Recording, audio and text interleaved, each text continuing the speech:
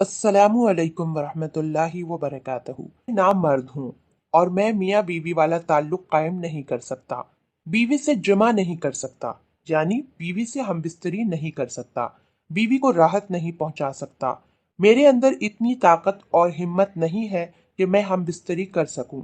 क्या मेरे लिए ये इजाजत है कि अपनी बीवी को राहत और सुकून और तस्कीन पहुंचाने के लिए उसकी शर्मगाह में उंगली डालकर उसे फारिग करूं, या फिर उसकी शर्मगाह को चाट कर उसे फारिग करूं? अब देखें, ये तीन बातें हैं। नंबर एक, नामर्द। नंबर दो, बीवी की शर्मगाह में उंगली डालना। नंबर तीन, बीवी की शर्मगाह को चाटना। ये तीन बातें इसलिए इतनी ओपनली कह रही हूं ताकि हमारे किसी भाई को या बहन को समझने में परेशानी ना हो।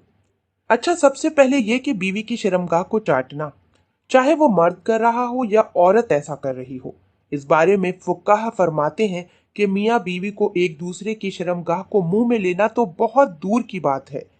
हम बिस्तरी के अदब का तकाजा तो ये है कि एक दूसरे की शर्मगाह को देखा भी ना जाए। शरीयत में इजाजत है देखने की। बीवी तुम्हारा सतर है, तुम इसका सतर हो। इजाजत है देखने की, लेकिन अदब का तकाजा यह है कि ना देखा जाए। एक हदीस में हजरत आयशा रजी अल्लाह ताला अन्हा फरमाती हैं कि जब हजूर पाक सल्लल्लाहु अलैहि वसल्लम हम बिस्तरी के लिए आते थे तो ना कभी उन्होंने मेरी शर्मगाह को देखा, ना कभी मैंने उनकी शर्मगाह को देखा। तो मुंह में लेना तो बहुत दूर की बात है, देखना भी नहीं चाहिए। अदब का तकाजा यही है।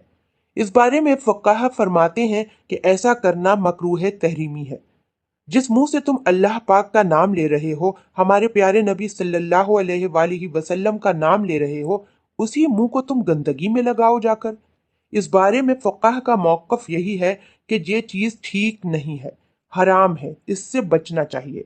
दूसरी बात कि शौहर अपनी बीवी की शर्मगाह में उंगली डाल सकता है कि नहीं डाल सकता, इस बारे में फुकाह फरमाते हैं कि बाज़ फुकाह के नज़दीक बीवी की शर्मगाह में उंगली डालने से गुस्ल वाजिब हो जाता है, और अक्सर फतवा इसी पर है कि उंगली डालने के बाद अगर अंजाल हो जाए तब गुस्ल वाजिब हो जाता है।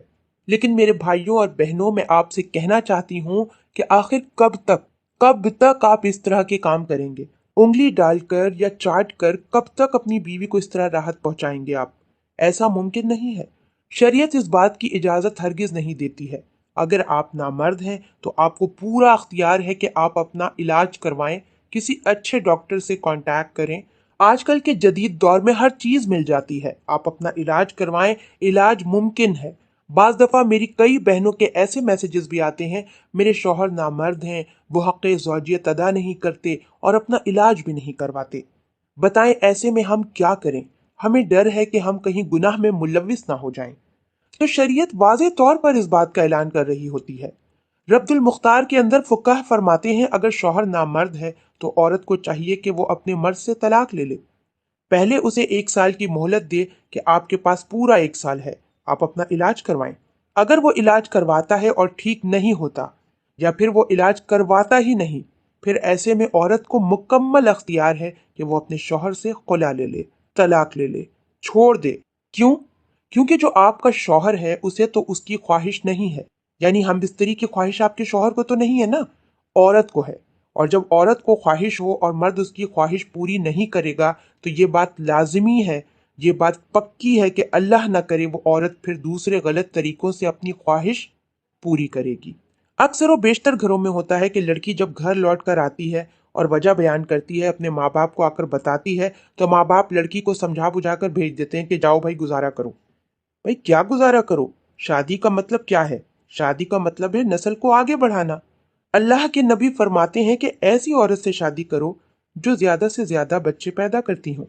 ये एक तकाजा है मर्द और औरत का। जब इस तकाजे को पूरा नहीं किया जाएगा तो गुनाह की तरफ जाया जाएगा। शरीयत ये कहती है कि ऐसे मर्द को चाहिए कि वो अपनी बीवी को तलाक दे दे।